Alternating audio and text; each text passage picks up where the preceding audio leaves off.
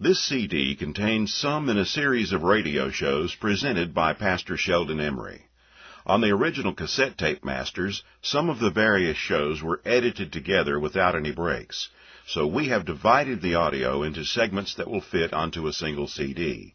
These programs were broadcast many years ago. When you hear Pastor Emry mention books or packages available by mail, please understand that some of that material may no longer be available. And if you hear him give out a mailing address, it is incorrect. For a current catalog of literature and electronic media offered by America's Promise Ministries, please visit our website, where you will also find links to Pastor Dave Barley's YouTube video sermons and many other valuable resources. We invite you to explore www.amprom.org. That's AMPROM.org. Thank you. As Jesus said in Matthew 6:23, "If the light that is in thee be darkness, how great is that darkness?" Blinded by their own false doctrine, they could not see the tribulation being enacted right before their very eyes. And still the horror in Southeast Asia continues, almost without comment from American government or American ministers. Lord Elton, British Tory spokesman for Foreign Affairs, stated in the English Parliament recently, quote, "Of all the regimes which the fugitives left behind, the most ferocious is in Cambodia. In 1975, the country had 7 million inhabitants, and since the Khmer Rouge took over, more than 1.5 million have died violently or by starvation." He said, quote, "The policy is the destruction of all ties with the past and with the outside world except China," end of quote. Vietnam is now finding out the same thing. The so-called communist conquest was actually conquest by Red China, one of the parts of Mystery Babylon. Professor Peniel Correa de Oliveira, president of the Brazilian Society for the Defense of Tradition, Family, and Property, recently sent a message to President Carter in which he stated that their investigation indicated that at least 110,000 South Vietnamese have perished in boats in the ocean attempting to flee the Reds, and that the ships of the world were refusing to pick them up. He asked Carter for help. President James Earl Carter didn't answer his letter. He is apparently too busy trying to bring about the downfall of those terrible white people in Rhodesia and South Africa to be concerned with victims of red communism in Asia. Who is ruling America? Is it the people of America, or have the people been captured by that thing called in the Bible Babylon? Who is ruling America? Is it the people of America, or have the people been captured by that thing called in the Bible Babylon? Since 1918, the Red Antichrists have almost swept Asia and parts of Europe clean of Christians. They are now beginning their final drive to kill or drive out all the Christians from Africa, aided in their criminality by those who rule our own nation. And still the teaching of the rapture grows and spreads. The incongruity of it is almost unbelievable to those of us who read the Word of God and recognize from it the present tribulation which the blind do not see. But thank God, as we read Revelation 17 and 18, we are not reading of the rise of this great Antichrist world power. We are reading of its judgment or its end. As Babylon becomes visible to our people, they will be seeing its termination, its final death throes, as God moves to bring it to judgment and destruction. Almost without exception, the modern clergy does one of two things with the visions of Revelation. They either ignore them, or if they do refer to them, they insist most of these things still await future fulfillment. One can argue the time element. One can even insist that she has not yet made her appearance upon the world scene, but the plain words of chapter 17 are unequivocal in that she is the cause of the death of many, many of the followers of Jesus Christ. When John saw her, he described her thusly. Verse 6, Revelation 17. And I saw the woman drunken with the blood of the saints and with the blood of the martyrs of Jesus. The Bible prophesies a great tribulation, which most ministers insist is yet future, and yet in their own century, during the lifetime of many of them, we have seen the violent death of upwards of 100 million professing Christians in all continents. It is possible that more true Christians have died in this century than yet remain alive upon the earth. I believe Mystery Babylon the Great is here now, at her deadly work of trying to wipe Christianity from the earth.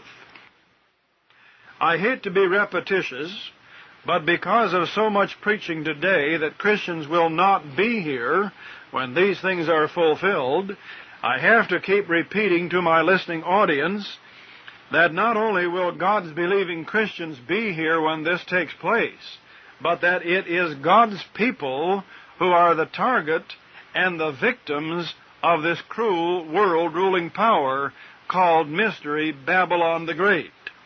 No rapture, no removal of the believers, in spite of that being so commonly taught. Now, you've already realized there are actually two symbolic entities in Revelation 17 and 18. One is the scarlet woman, the other is the beast upon which she rides. The woman is called Mystery Babylon the Great, while the beast is not named, but is described in symbolic language. In order to fully understand what the woman represents, we'll first try to identify the beast. In verse 3 it says, the woman sits upon a scarlet-colored beast, full of names of blasphemy, having 7 heads and 10 horns. After John saw the woman drunken with the blood of saints in verse 6, the angel spoke to him in verse 7 and said, I will tell thee the mystery of the woman and of the beast that carrieth her, which hath 7 heads and 10 horns. So most people then read on what the angel said to John in Revelation 17, and when they finish the chapter, they don't know any more than they did when they started it. But John knew some things about beasts in Bible symbolism which most of you do not know. So before we read what the angel said in Revelation 17, let us learn some things which John would already have known about Bible beasts. Turn back to Revelation 13, to a vision John had already had of a beast with 7 heads and 10 horns. Revelation 13, verse 1. And I stood upon the sand of the sea, and saw a beast rise up out of the sea, having 7 heads and 10 horns, and upon his horns 10 crowns, and upon his heads the name of blasphemy. Now here it says this beast had 10 crowns on its 10 horns, and in Revelation 17, in verse 12, the angel says that 10 horns are 10 kings. Since kings wear crowns, it is easy to see we have a perfect parallel between the beast of Revelation 13 and the beast of Revelation 17 upon which the scarlet woman rides. It is obvious the beasts are identical. So I ask, if I can identify for you from the Bible the beast of Revelation 13, can you use that identity for the beast of Revelation 17? The answer is obvious. Yes, you can.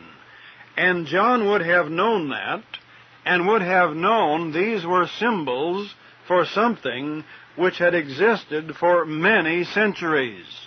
And we'll see that plainer in a few minutes. You just stay with me. No future Antichrist here. We're talking about something from the past. Let's read more of the description of the beast in Revelation 13. First we read it came up out of the sea, had 7 heads and 10 horns with crowns. Then verse 2, and the beast which I saw was like unto a leopard, and his feet were as the feet of a bear, and his mouth was as the mouth of a lion, and the dragon gave him his power, and his seat, and great authority. If you were at all familiar with the prophet Daniel, as John would have been, this would have immediately reminded you of the symbols in Daniel 7, as it would have reminded John. Daniel had a dream in Daniel 7, and he says in verse 3, "And 4 great beasts came up from the sea, diverse one from another." Daniel then described them. The first, in verse 4, was like a lion. The second, in verse 5, was like a bear.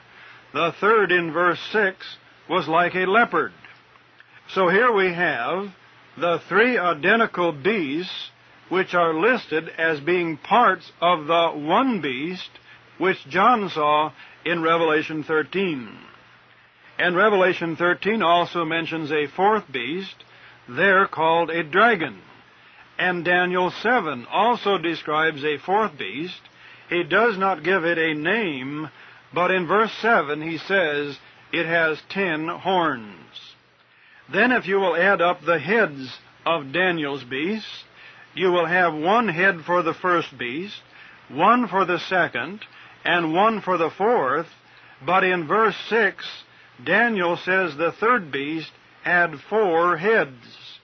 So the total would be 7 heads and 10 horns.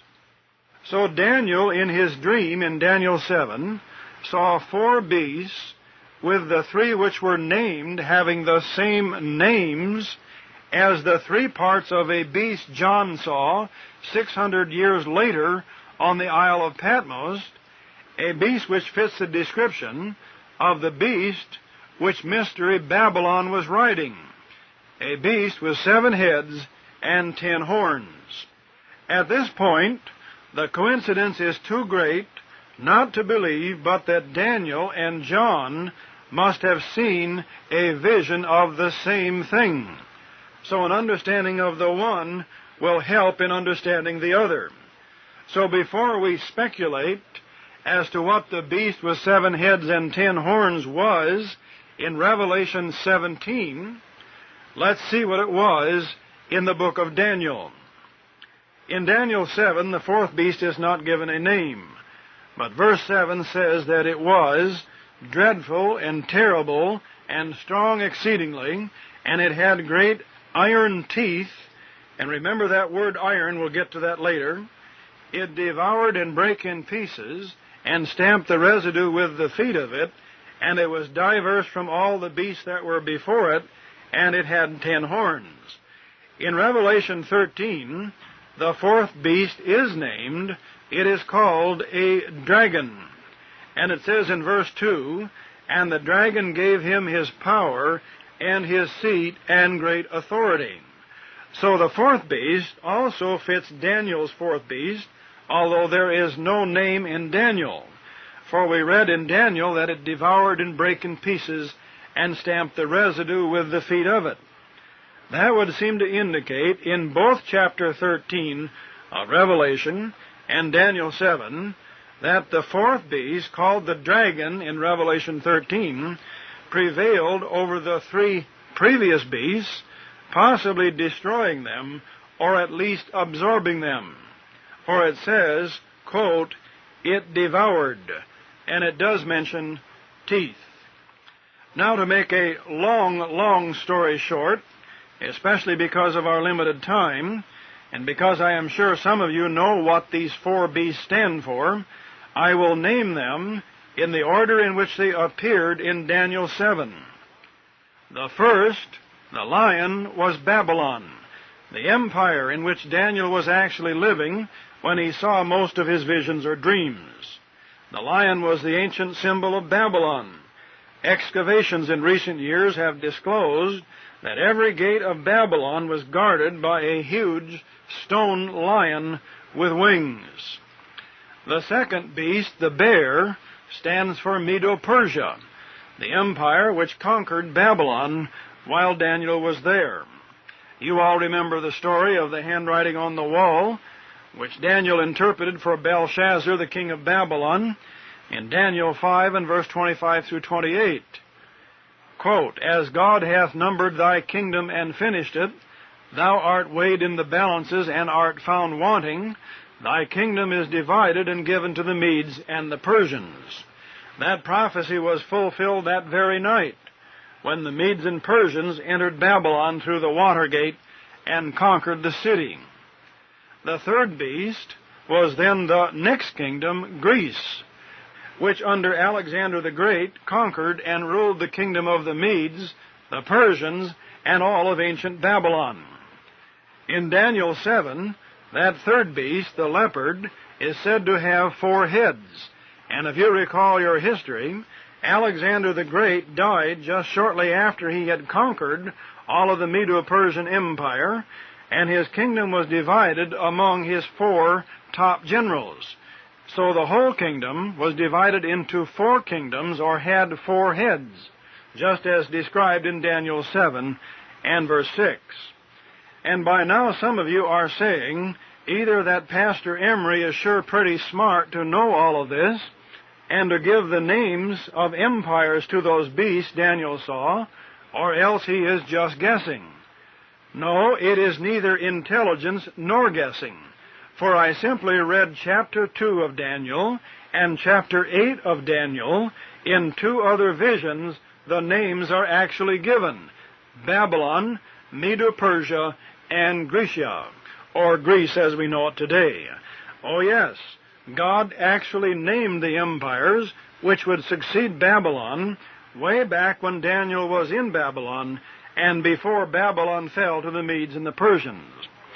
So far, all I have done, which might be called speculation, is to say that the beast John saw in Revelation 13, which is also in Revelation 17, is identical to the beasts, plural, which Daniel saw in Daniel 7. Daniel's beasts were great world empires.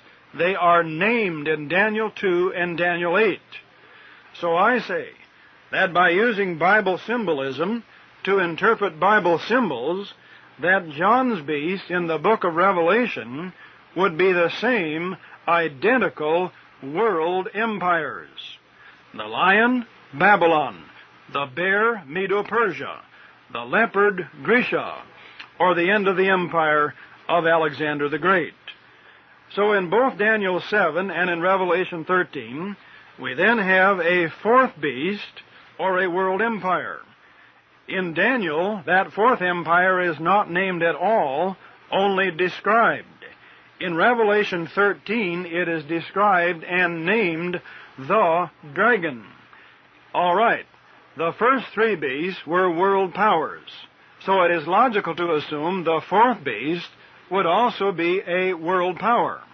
So I'm going to read from verse 3 through verse 9 of Revelation 13, the description of what John saw happen to the 4th beast called the dragon. Revelation 13, beginning in verse 3. And I saw one of his heads as it were wounded to death, and his deadly wound was healed, and all the world wondered after the beast. And they worshipped the dragon, which gave power unto the beast, and they worshipped the beast, saying, Who is like unto the beast? Who is able to make war with him? And there was given unto him a mouth speaking great things and blasphemies. And power was given unto him to continue 42 months. And he opened his mouth in blasphemy against God, to blaspheme his name, and his tabernacle, and them that dwell in heaven. And it was given unto him to make war with the saints, and to overcome them, and power was given him over all kindreds, and tongues, and nations. And all that dwell upon the earth shall worship him, whose names are not written in the book of life of the Lamb slain from the foundation of the world. If any man have an ear, let him hear. The last phrase indicates those who are willing to hear God's word would understand what has been said. If our deductions so far are correct as to the empires, the logical deduction would be that this 4th beast would be the empire which followed Grecia. History tells us that it was the greatest empire of them all, the Roman Empire, which swallowed up Alexander the Great's Greece, all of Medo-Persia, and all that which Babylon had controlled, which included Egypt and the north coast of Africa. So if these Bible symbols are to make any sense at all, when beasts represent empires, then the fourth beast is required to be Rome, for history records that Rome was next in line of the succession of empires. Now, often today, the rapture preachers will quote Revelation 13 and its phrase in verse 5, "And power was given unto him to continue 42 months." And they say, "See, that is the Antichrist who will come, and he'll have power for 3.5 years over the saints," and so on. And they identify him as the Antichrist in verse 7, "And it was given unto him to make war with the saints and to overcome them." But this 42 months is neither future nor is it 3.5 years. It is speaking of something which would follow the first three kingdoms. It would have to follow Greece. So its beginning is past history. And these are prophetic days, or 1 day for a year, so 42 months is 1,260 days, or 1,260 years. A long time compared to the 3.5 years, so many insist now. Because of the limited time, I will not go into all the history of the empires. Most of you know that from your own study of history. But instead, I will give you the classical Protestant interpretation of these beast empires of Daniel 7, Revelation 13, and Revelation 18. I have a copy of the Geneva Bible. It is a reprint of the Bible originally published in Geneva, Switzerland in 1560, over 400 years ago, and it predates the King James Bible by 60 years. On the flyleaf of this reprint, the publishers say, quote, "Few translations of the English Bible have been as widely read and as influential as the Geneva Bible, which the University of Wisconsin Press here offers in a first edition facsimile. Originally published at Geneva in 1560 by Rowland Hall, the Geneva Bible shaped the theology, the literary expression, and the very consciousness of the Elizabethan world." The flyleaf goes on to say that the Geneva Bible was the Bible of John Knox, of Shakespeare, of the Puritans, of the American colonies, and of John Bunyan and John Milton. The Geneva Bible was originally published with extensive marginal notes. The translators interpreted in the margin how the prophecies were fulfilled, and these generally were what one might call the classical Protestant interpretation of prophecy. In the margin of Revelation 13 and of verse 3, of the head as it were wounded to death, the Geneva Bible says, quote, "This must be understood of Nero," and then they explain that with Nero's suicide, the line of Roman Caesars ended. Of the next phrase, "and his deadly wound was healed," the marginal note says, quote, "The empire was established again by Vespasian." Then, the Geneva marginal notes go on to explain, and remember, this was the classical Protestant interpretation of this passage for centuries. And they say that this power, this beast power, then passed into the hand of the Roman popes, who were then fulfilling the rest of the verses, quote, "And there was given unto him a mouth speaking great things and blasphemies, and power was given unto him to continue 42 months. And he opened his mouth in blasphemy against God, to blaspheme his name, and his tabernacle, and them that dwell in heaven. And it was given unto him to make war with the saints, and to overcome them." Just think of this. For almost 4 centuries, 400 years, classical Protestant preachers and scholars identified the fourth beast of Revelation 13, the beast with the 7 heads and 10 horns, whose description is identical to the beast on which Mystery Babylon sits in Revelation 17, as pagan Rome followed by papal Rome. The Reformers identified the succession of Roman popes as the fulfillment of the prophecy of the fourth beast of Daniel 7 and Revelation 13. Today, most Protestant ministers don't even know that that was the interpretation by the men of the Protestant Reformation in Europe from the 14th century and on.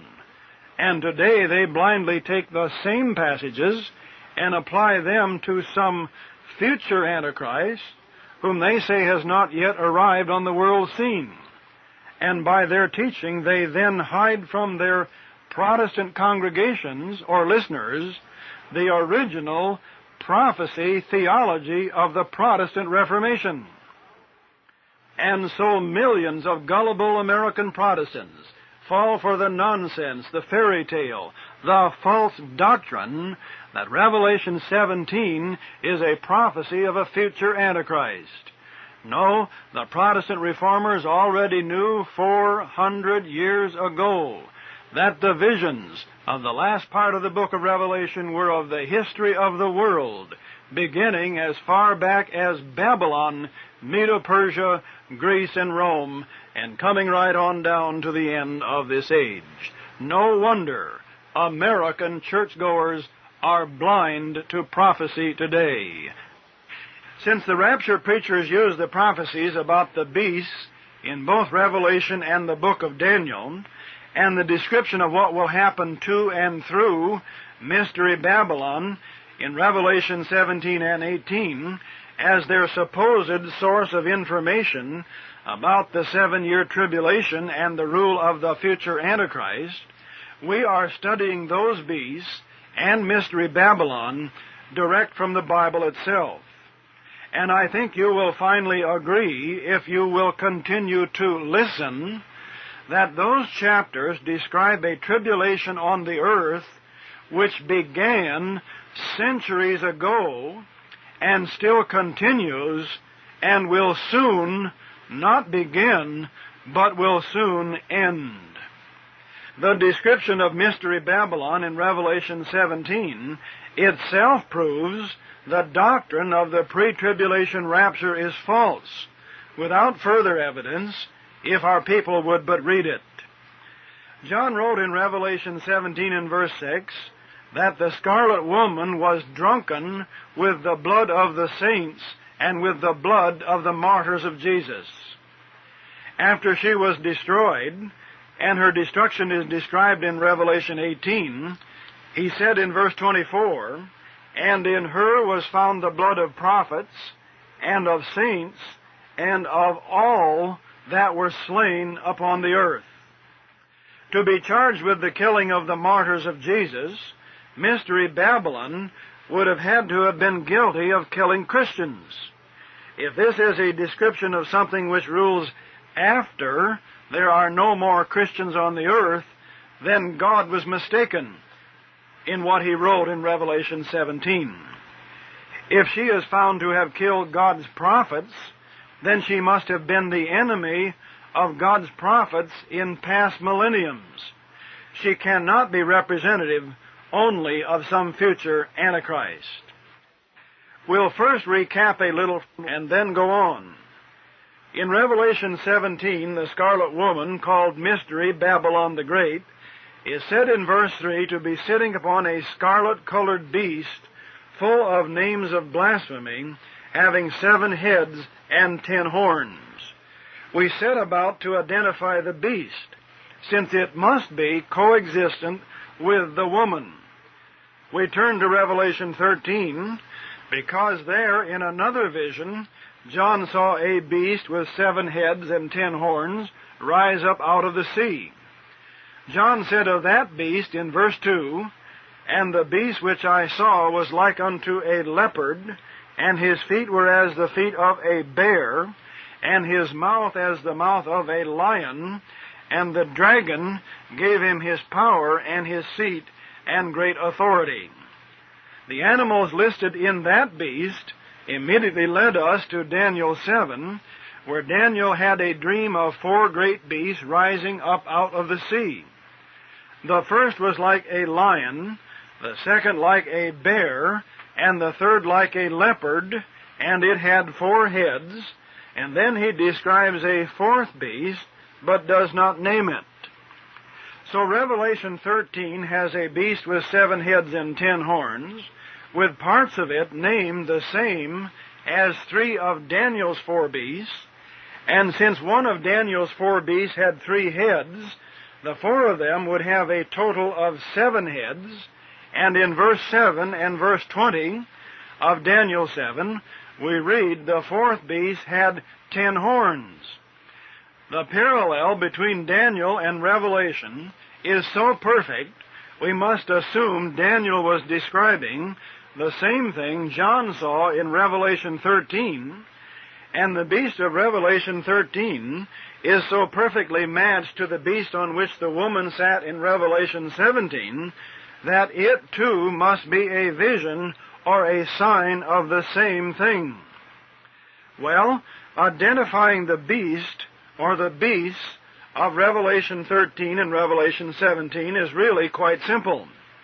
And I'm going to go through this again, only adding more proof, especially from the prophet Daniel, because, and you folks listen to me now, because I can prove from Daniel and from Revelation, by identifying these beasts, that the doctrine that these chapters teach a future Antichrist is false doctrine. You just stay with me. Let's go first to Daniel 2. You all remember the dream King Nebuchadnezzar had, and his wise men and seers could not tell him what it was or what it meant, so he was going to kill all of them. Someone told Daniel, and Daniel went to Nebuchadnezzar, according to verse 16 of Daniel 2, and desired of the king that he would give him time, and that he would show the king the interpretation. Daniel prayed, and we read in verse 19, "Then was the secret revealed unto Daniel in a night vision." Daniel thanked God for the revelation, then went to the king of Babylon, and we'll begin reading in verse 31. "Thou, O king, sawest, and behold, a great image. This great image, whose brightness was excellent, stood before thee, and the form thereof was terrible. This image's head was of fine gold, his breast and his arms of silver, his belly and his thighs of brass, his legs of iron, his feet part of iron and part of clay. Thou sawest till that a stone was cut out without hands, which smote the image upon his feet that were of iron and clay, and brake them to pieces. Then was the iron, the clay, the brass, the silver, and the gold broken to pieces together, and became like the chaff of the summer threshing floors. And the wind carried them away, that no place was found for them. And the stone that smote the image became a great mountain, and filled the whole earth. This is the dream, and we will tell the interpretation thereof before the king." Now here, this is an image of something resembling a man rather than a beast. But, strangely enough, that image is made up of 4 parts, the exact same number of beasts Daniel saw in Daniel 7, and the number John saw in Revelation 13. Now stay with me. Here comes the revelation. Daniel said in verse 36, "This is the dream, and we will tell the interpretation thereof before the king." Daniel goes on speaking to the king of Babylon. "Thou, O king, art a king of kings, for the God of heaven hath given thee a kingdom, power, and strength, and glory. And wheresoever the children of men dwell, the beasts of the field and the fowls of the heaven hath he given into thine hand, and hath made thee ruler over them all. Thou art this head of gold." So the head of the image stood for the king, or the empire of Babylon. Daniel goes on, verse 39. "And after thee shall arise another kingdom inferior to thee, and another third kingdom of brass, which shall bear rule over all the earth. And the fourth kingdom shall be strong as iron, forasmuch as iron breaketh in pieces and subdueth all things, and as iron that breaketh all these shall it break in pieces and bruise. So what do we have?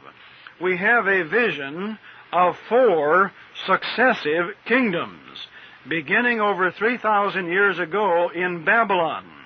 This is not some future Antichrist. Babylon was the head. Daniel said, "After thee shall arise another kingdom inferior to thee." History tells us that would be Medo-Persia, which conquered Babylon, and Medo-Persia would be the silver part of the image.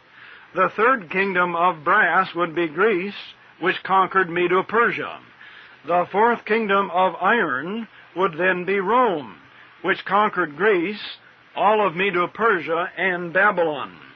History has already fulfilled this, so we need not fear we are in error. Now go to Daniel 7, where Daniel saw beasts, and this would be another vision of the same succession of world empires. The first beast was like a lion and had eagle's wings, in verse 4. The symbol of Babylon was a lion with wings.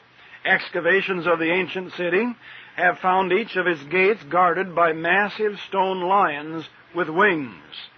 The second was a bear, Medo-Persia, which captured Babylon while Daniel was yet in Babylon. That story is told in the 5th chapter of Daniel. Medo-Persia never achieved Babylon's greatness, therefore it would be the inferior kingdom of Daniel 2. The third kingdom was a leopard in Daniel 7 with 4 heads. Greece, under Alexander the Great, rose up and conquered Medo-Persia.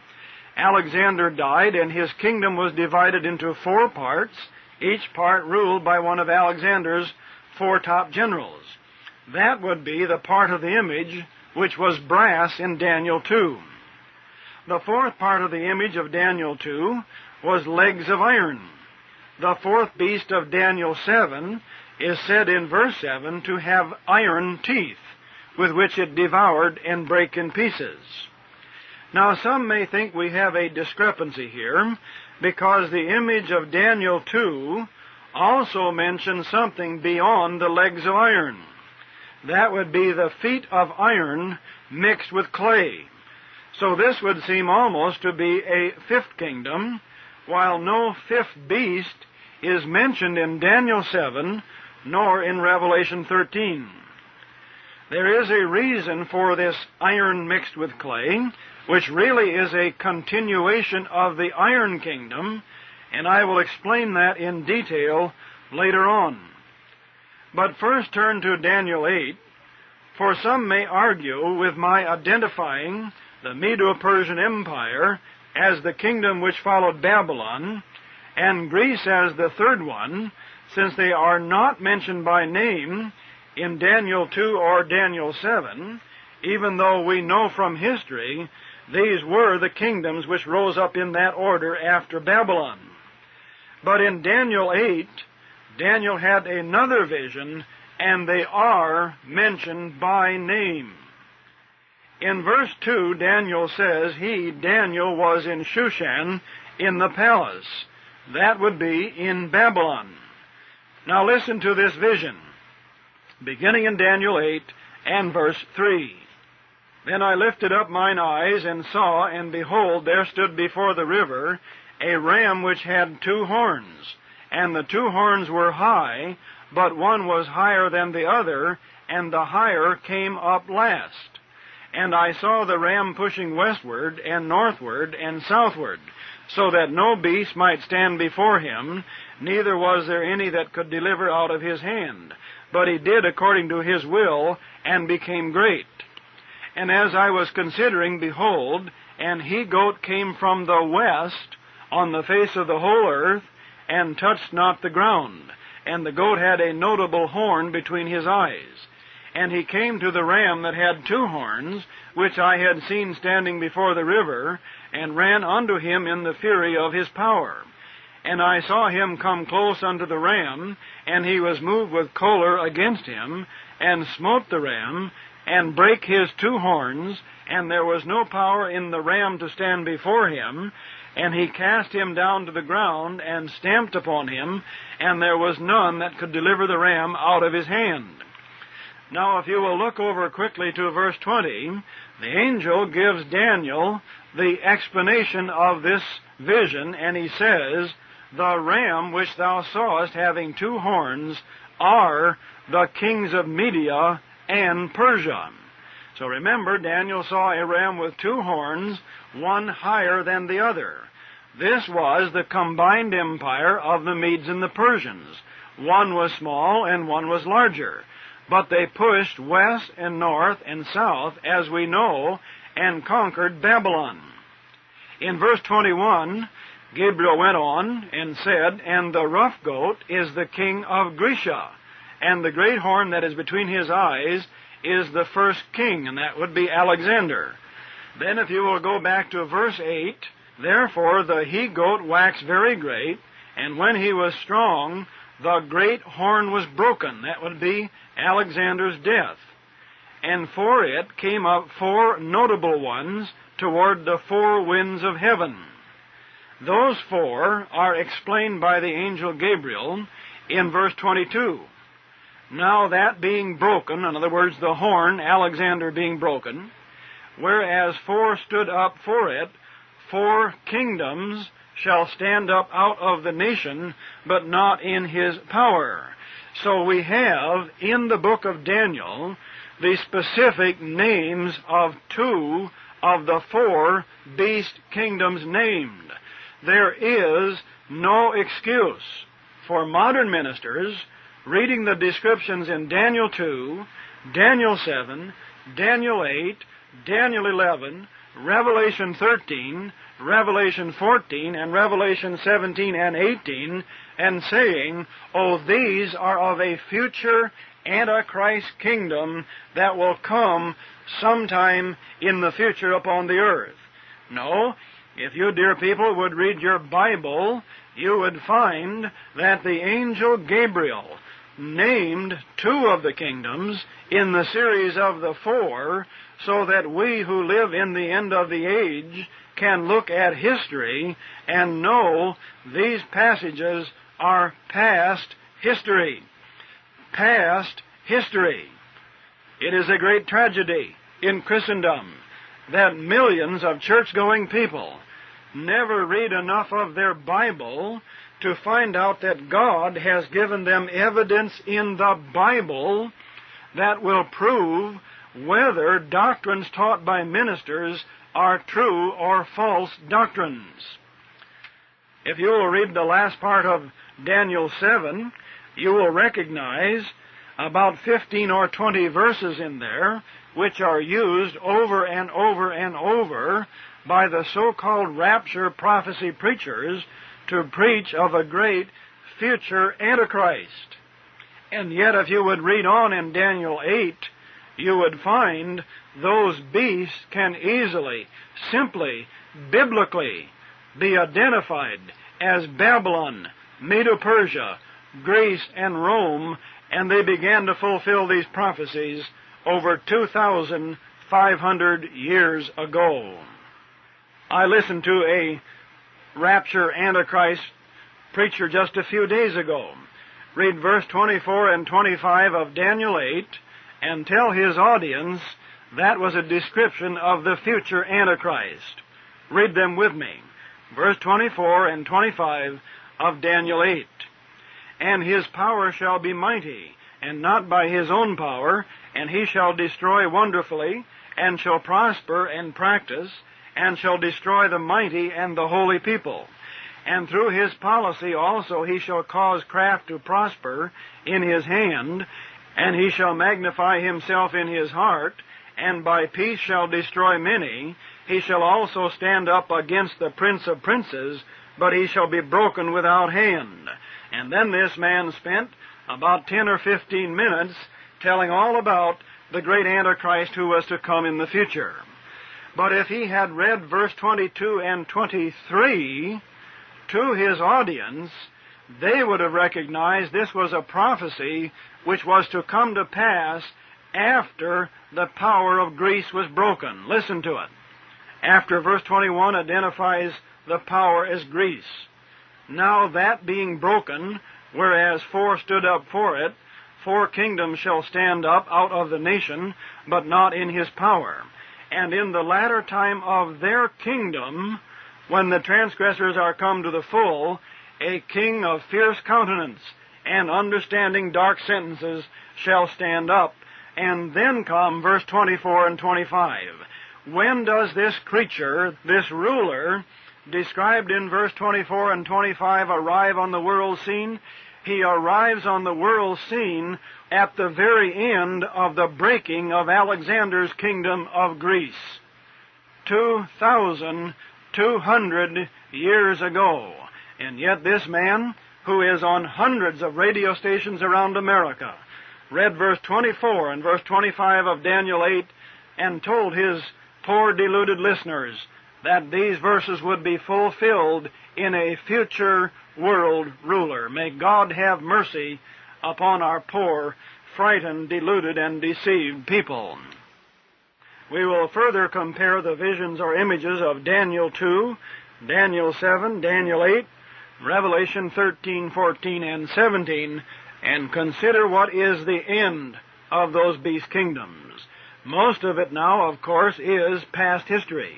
And if you will stay with me and realize that, you will not be further fooled by those who read bits and pieces of these visions and try to tell you they are all of some future Antichrist who will rule for only 7 years.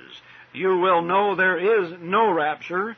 You will know you are staying here on the good earth, and you will seek God's will for what you should do as this age draws to a close, instead of shirking all responsibility and waiting for the non-existent rapture. They say dreams die hard. Well, my friends, the rapture dream is one you had better let die. I am going to jump ahead of our story a little because of recent events in the United States, which are in themselves proof of what I have been saying about America being under the control of this mysterious power called Babylon. That is in the recently revealed use of drugs and marijuana by members of the White House staff in Washington, D.C. Turn with me to Revelation 18. We just read the last verse of Revelation 17, that this Babylon rules over all the kings of the earth. Our president would be one of those kings, for the word kings here means leader or ruler. As we go on in chapter 18, we read of the destruction of this mystery Babylon, and her filthiness is revealed. In verse 2 we read that Babylon is the habitation of devils, and the hold of every foul spirit, and a cage of every unclean and hateful bird. Verse 3, for all nations have drunk of the wine of the wrath of her fornication, and the kings of the earth have committed fornication with her. So the kings or the rulers of the earth would have joined with Mystery Babylon in her filthiness. Then at the end of Revelation 18, in verse 23, as her filthiness is revealed, we read this illuminating phrase, for thy merchants were the great men of the earth, of course referring to the rulers or controllers of the earth, for by thy sorceries were all nations deceived. Now the word sorceries here comes from the Greek word pharmakia, which if translated into English today would be the word drugs. Our word pharmacy comes from this, meaning druggist or drug maker. So the phrase really says of Mystery Babylon, by thy drugs were all nations deceived. This simple phrase in Revelation 18 says quite plainly that a great part of Mystery Babylon's deception or power over the nations is through the use of drugs. Scientists who have studied the results of marijuana smoking and the use of other drugs admit these things all have one thing in common. Even a little use alters the operation of the mind or the brain. Let me repeat that. Marijuana LSD, amphetamines, cocaine, heroin, tranquilizers, and scores of other so-called hallucinating drugs cause not just a temporary aberration of the mind called by the users a high, but a permanent change in the individual's thinking. And this would fit the explanation in Revelation 18, verse 23, that the drugs are part of Babylon's control over the kings and over the nations. Now, the exposure of the use of drugs by White House staff personnel came about rather by accident. Some clerk in a drugstore got suspicious of a prescription, checked it out, and found it was an illegal prescription for drugs, and it was made out by James Earl Carter's personal assistant, Dr. Bourne. Dr. Bourne, when confronted, apparently panicked and blurted out that lots of the Carter staff people used drugs. His statement ended up going out on a radio broadcast, and the cat was out of the bag, and by then it was too late to cover it up. Now, some of us have known of this drug use by members of the Carter administration ever since Carter took office. And the public news media people have known about it. They just didn't tell you about it until this inadvertent slip by Dr. Bourne. Liberty Lobby, a conservative organization with offices in Washington, D.C., issued to its members a rather extensive report of the involvement of Carter people in marijuana, cocaine, and even heroin almost a year ago, but they reach only a few thousand people, and the millions who get their news from the wire services, the large daily newspapers, and television simply were never told about it. I believe, of course, like all such evils, they are being revealed and will be revealed to God's people as God begins to pull the mask off the enemies of our people wherever they are.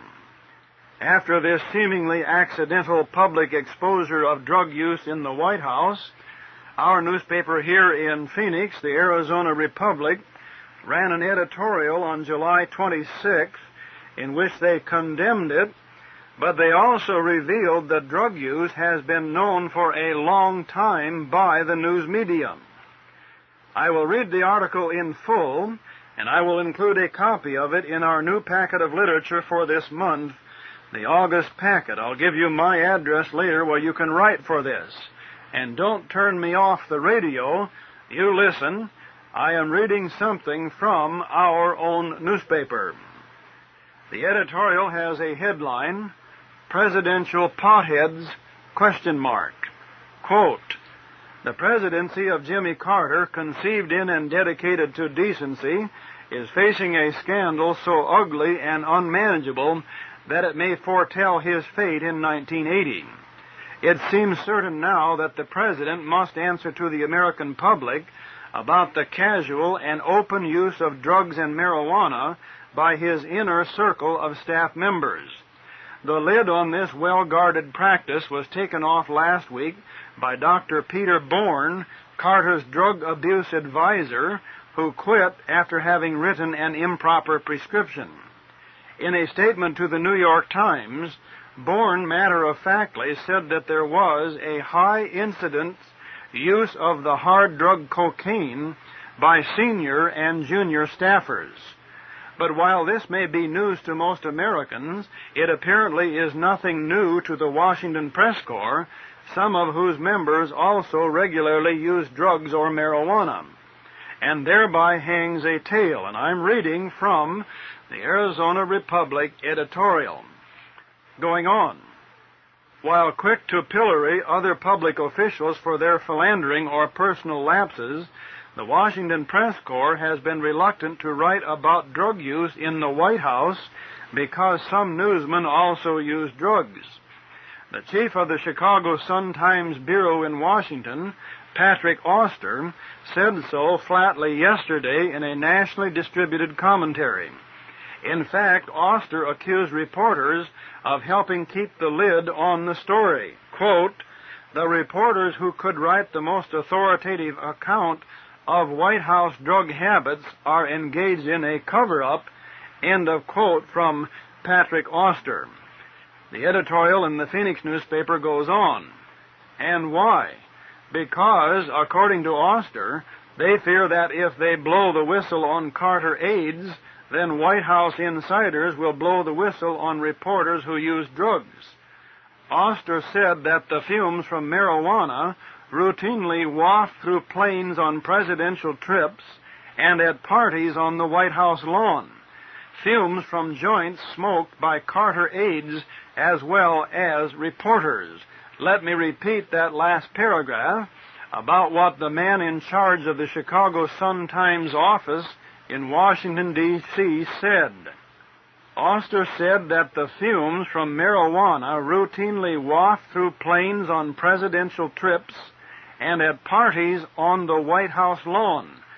Fumes from joints, that means marijuana cigarettes, joints smoked by Carter's aides as well as reporters. Now I will add this, and the newspaper didn't say this, if White House staff people are so open in the use of marijuana that they smoke it outside of the White House on the lawn, we must also assume it is smoked in the White House at all times. And this has been covered up from the American people by Carter and the news media. Of course, now on this one thing, the cat is out of the bag, so the news media will report something to the American people, something they have been keeping covered up for years. I've been to Washington, D.C. many times, and this kind of information is readily available to anyone if they go there. But the newspapers cover up for the drunks and the drug users who are running your country. Alcohol is a drug as much as marijuana or cocaine or heroin, the drugs of Babylon. Let me go on in the Arizona Republic editorial. Although drug use has increased in the nation, that can hardly be a rationale for its use by staffers in the world's most powerful office. Worse, persons who make critical decisions affecting the nation's welfare and security cannot afford to be hallucinating. One can only wonder, in light of the Carter presidency's fitful and inconsistent policies, whether some of the administration's zigzagging came out of pot parties. Brother Billy's clownish, loutish behavior can be shrugged off. Andrew Young's pop-off politics can be survived, and Bert Lance's wheeling and dealing can be endured. But the thought that advisers closest to the President of the United States are rolling joints and sniffing coke inside the nation's most revered political institution cannot be tolerated nor ignored. If Carter said he would never lie to the nation, then he now owes the nation the truth, no matter how ugly or painful. End of the editorial in the Arizona Republic. Medical men, scientists, and law enforcement personnel who have had experience with drug users tell us of chronic drug users, and you listen to this. Number one, all job or personal responsibility to other people becomes subservient to their desire to obtain and use the drug. In other words, they will break the law, betray their boss, or rob their grandmother, if necessary, to continue their use of the drug. The safety of the nation, the well-being of the citizens, the enforcement of the country's laws, even the struggle against foreign enemies, are all of little concern or consequence to a drug user. Number two, they desire to get other people to use drugs. They promote drug use. Now, this is not necessarily a financial thing, although in the case of cocaine and heroin, because they are so expensive, money does enter into it. Those users do deliberately attempt to get others hooked on those drugs so they can sell the drugs to them and make enough money so they can buy their own. But there is also a powerful psychological reason. They want others to use the drug, which then proves to them they are right in using it. In any case, drug users promote drug use. Number three, over a period of time, they lose all moral inhibitions. They lose all moral restraints. They will lie, steal, commit murder, or betray their country with no remorse. They lose all compassion for other people. And number 4, they become susceptible to mental control by stronger personalities or by the person who is their source of drugs. The Manson case, of course, was only one of hundreds of cases which have proved that. In a nutshell, drug users become not just immoral, but amoral. They lose all sense of right and wrong, and they can be controlled. And that is what we are talking about when we read Revelation 18 and verse 23 of this secret world-controlling power. By thy drugs were all nations deceived. It is not future, it is happening now. Now, some may accuse me of saying terrible things about the President of the United States. No, I am not. All I am really telling you is that God Almighty revealed in His Word almost 19 centuries ago that the governments of the world, including our own, at the end of this age would be affected or even controlled by drugs.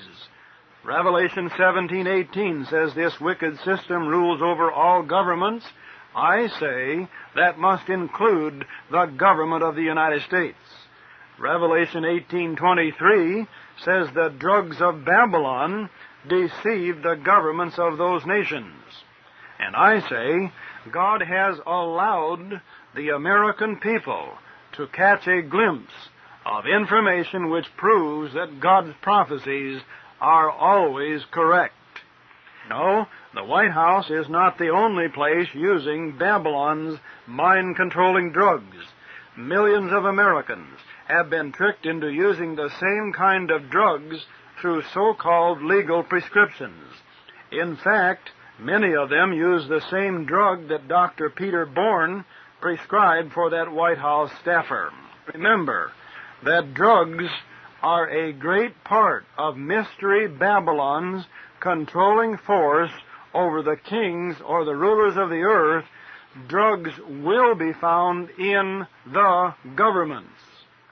If widespread use of drugs was to be one of the signs of the time of Mystery Babylon the Great at the end of this age, in the time when she was drunk with the blood of the saints and with the blood of the martyrs of Jesus, how come ministers still refuse to accept the existence of that Antichrist power today, but still insist it is all yet future? Turn with me now to the Bible. Our primary study here is to identify Mystery Babylon the Great, the mother of harlots and abominations of the earth. But to identify her, we needed to identify the red beast upon which she is seen riding in Revelation 17. I've shown that that red beast is comparable to the beast in Revelation 13 and the beast which Daniel saw in Daniel 7 and Daniel 8, and to the great image Nebuchadnezzar saw in Daniel 2. Those are all slightly different visions of the succession of world empires beginning with ancient Babylon and continuing right on down to the present time. But many say, oh, that was long ago. Those empires are gone.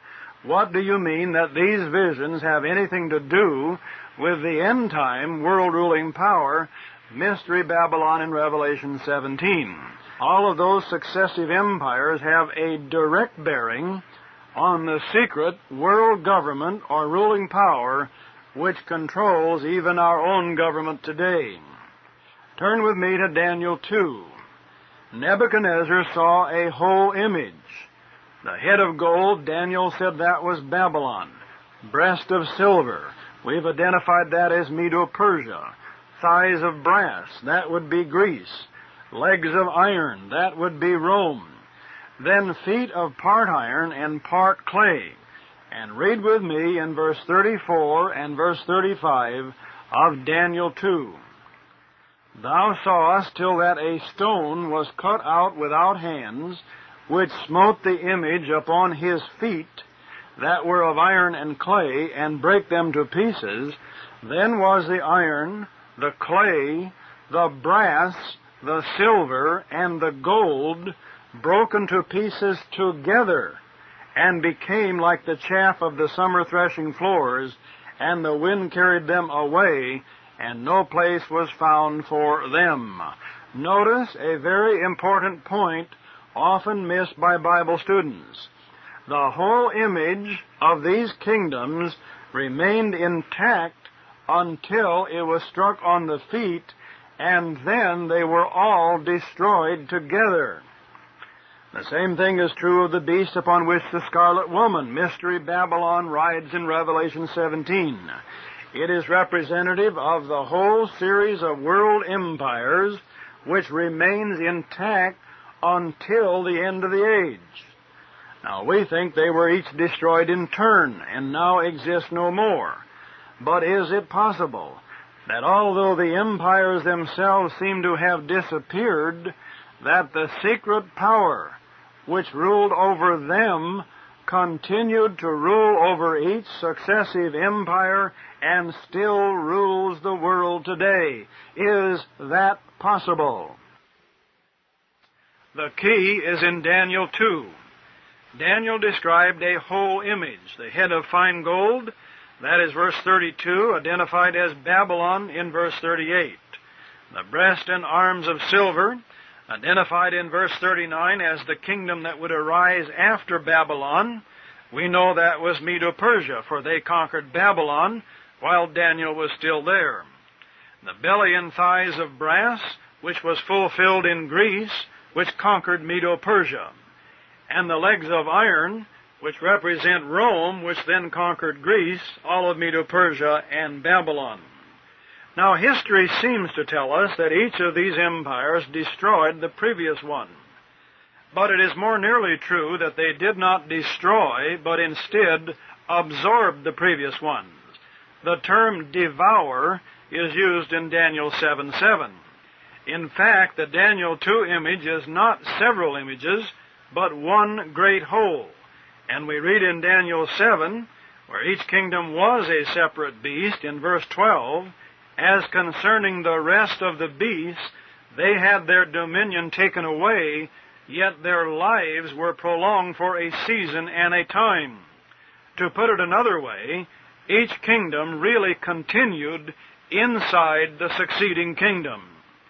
This is part of the reason that I say the one beast, for there is only one in Revelation 18, on which the scarlet woman rides, is actually representative of all four kingdoms.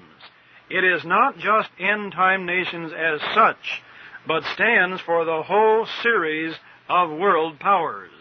And when I say world powers, don't misunderstand that I am ignoring China and Japan and other areas of the world over which it is obvious that Babylon, Medo-Persia, Greece, and Rome never ruled. Remember, the Bible is about Israel. Certain other great empires, such as those in Asia, existed, but they are ignored in the Bible because they have no bearing on the prophecies to Israel. But that power which now represents all of these powers, of course, is now reaching for power over all of the planet. And so today the whole earth is involved, just as the angel told John that Mystery Babylon the Great ruled over all the kings of the earth. But let's not miss our key, which tells us of the continuance of the kingdoms in Daniel 2. The image, the whole image, all four kingdoms, remained intact until we read in verse 34 that a stone was cut out without hands, which smote the image upon his feet that were of iron and clay, and brake them to pieces. Then was the iron, the clay, the brass, the silver, and the gold broken to pieces together, and became like the chaff of the summer threshing floor. I contend that is an end-time prophecy, and that it will happen just at the end of this age, as Jesus prepares to return and take rule over his kingdom on the earth. Verse 35 of Daniel 2 goes on. After the whole image was broken, quote, and became like the chaff of the summer threshing floors, and the wind carried them away, and no place was found for them. And the stone, and this is the instrument of the image's destruction, and the stone that smote the image became a great mountain and filled the whole earth. The stone, of course, is Christ's kingdom. I've told you many times how the word mountain is used for nation or kingdom. The stone destroys the kingdoms of this world, and then itself becomes a great kingdom over the whole earth. That the stone is Christ's kingdom is made plain by Daniel in verse 44 as he continues to explain the vision of the image to the king of Babylon. And in the days of these kings shall the God of heaven set up a kingdom which shall never be destroyed.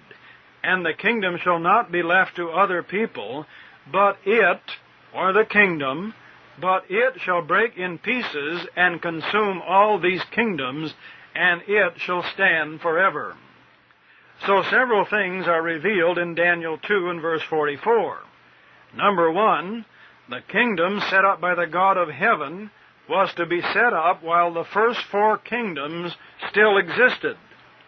That kingdom, of course, was set up at Mount Sinai and confirmed by Christ 2,000 years ago while Rome ruled the world. Number two, it is that kingdom, Christ's kingdom, set up by the God of heaven, which is the power which will destroy the first four kingdoms. And number three, that kingdom of the God of heaven will then fill the whole earth forever.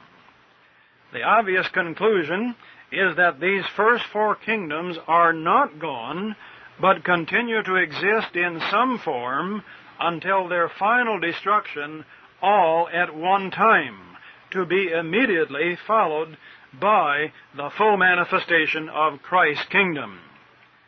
As we read the description of the image, notice the legs are of iron. I said that was Rome. Then we have feet of part iron and part clay, the part which was struck by the stone. Now this is not a fifth kingdom, but the feet are an extension of the fourth kingdom. To put it another way, an extension of all four kingdoms. And this extension will exist right to the end of the age. If we examine each of the other passages we have been studying, Daniel 7, Daniel 8, and Revelation 13, we will find the same thing. In Daniel 7, we had in verse 3, 4 great beasts come up from the sea. I identified them as Babylon, Medo-Persia, Greece, and Rome, the same kingdoms. In verse 17, we read, these great beasts, which are four kings, or kingdoms, for the word means both, which shall arise out of the earth. But in verse 7, we found that the fourth beast, which I said was Rome, had 10 horns. It is also said in verse 7 and verse 19 to have iron teeth, which ties it in with the iron legs of Daniel 2. Then in verse 24, as the angel tells Daniel of the meaning of the vision, he says, the 10 horns out of this kingdom are 10 kings which shall arise, and another shall arise after them.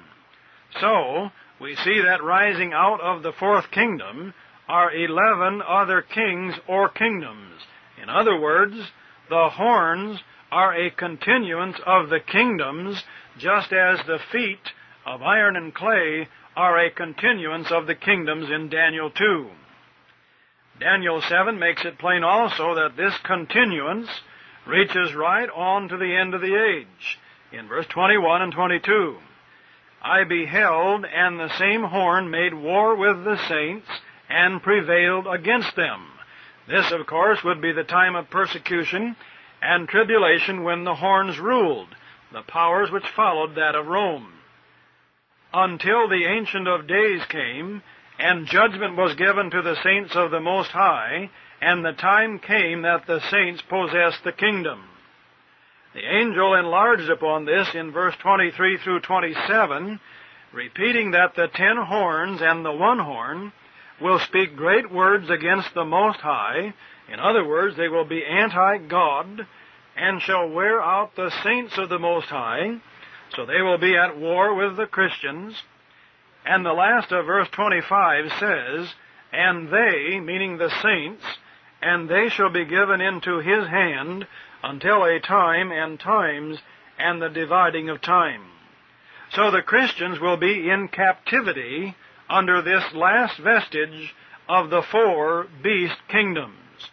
Verse 26, but the judgment shall sit, and they shall take away his dominion to consume and to destroy it unto the end. Here in Daniel 7, as in Daniel 2, we see the whole beast power continues to exist and even is in control of the saints of God right up until God gives the saints power to destroy the beast empire. No room in these prophecies for any real end of these consecutive beast empires, nor is there any room for a removal of the Christians off from the earth. The beast empires begin with Babylon, continue right on through Rome, and right on to the end of this age, all the time opposing, ruling over, and killing the followers of the Most High God. Then the whole system will be destroyed at once. And we read in verse 27 of Daniel 7, and the kingdom and the dominion and the greatness of the kingdom, meaning God's kingdom, of the kingdom under the whole heaven, shall be given to the people of the saints of the Most High, whose kingdom is an everlasting kingdom, and all dominions shall serve and obey him. That is identical to the story in Daniel 2.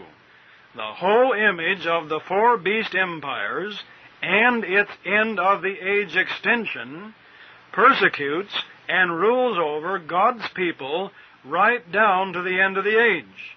And then God's kingdom, Christ's kingdom, of which his people are the true subjects, will rise up and destroy the entire beast power, and Christ's kingdom will then take rule over all the earth. That is what John saw in vision in Revelation 11. When the 3rd woe came, and the 7th angel sounded, and the voices in heaven said, the kingdoms of this world are become the kingdoms of our Lord, and of his Christ, and he shall reign forever and ever. And that is what we will see in Revelation 18 and Revelation 19. As the power of mystery, Babylon the Great, is broken, the kingdom of Jesus Christ takes rule over all the earth. And we even have verse 6 of Revelation 18, which tells us it is the saints of God who will destroy mystery Babylon. No deserting or absent without leave, AWOL Christian saints off up in heaven sitting out the battle.